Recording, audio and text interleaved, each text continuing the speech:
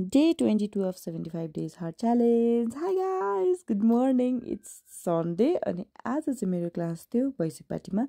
So म बिहानै त्यहाँ पुगेँ 5:30 मा नै अनि त्यसपछि 1 घण्टाको क्लास सकेर घर आएँ. अनि अर्को कुरा मलाई यो ठाउँ यस्तो राम्रो लाग्छ. यो ठाउँ भनेर यो फिटनेस सेन्टर हैन के. मलाई यो एरिया के यस्तो दामी लाग्यो हैन. त्यो जाँदाखेरि पुरै बाटोभरि सोच्दै जान्छु क्या मैले मेरो आफ्नै घर बनाएँ भने चाहिँ म 100% यहीँ बनाउँछु भनेर सोच्छु क्या. त्यस्तो दामी लाग्छ क्या मलाई त्यो ठाउँ.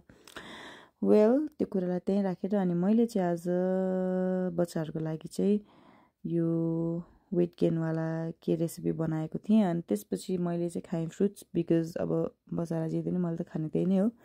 सो अनि वाकको लागि चाहिँ हामी गयो फार्मतिर एकछिन. त्यहाँ सर भान्जी पुकुनु अनि सम्झना चाहिँ त्यहाँ कुरा गर्दै हुनुहुन्छ. अनि म चाहिँ मेरो वर्क कम्प्लिट गर्नको लागि यतातिर आएँ. अनि एकछिन कति धेरै बेरसम्म हिँडेर अनि म फेरि फार्ममा गएँ. अनि हाम्रो फार्ममा चाहिँ नयाँ कुखुराहरू आएको छ, बेबी कुखुराहरू. बिकज पुरानो कुखुराहरू बुढो भइसकेको छ, अन्डा दिन छोडिसक्यो. अब अन्डा खानको लागि चाहिँ नयाँ कुखुरा चाहिएको छ, त्यही भएर नयाँ कुखुरा राखेको. त्यो भुइँमा अन्डा पनि रहेछ. वाउ. अनि यो चाहिँ दाल हो गाइस, दाल. अनि त्यसपछि यसपालि हाम्रो लसुन चाहिँ अलिक धेरै बिग्रेको रहेछ किनभने हाम्रो यो बारीमा चाहिँ धनियाँ पनि रोपेको थियो, त्यही भएर. अनि अर्को गुड न्युज इज अब हाम्रो ड्र्यागन फ्रुट फल्दैछ अनि म ड्र्यागन फ्रुट पनि देखाउँछु ल.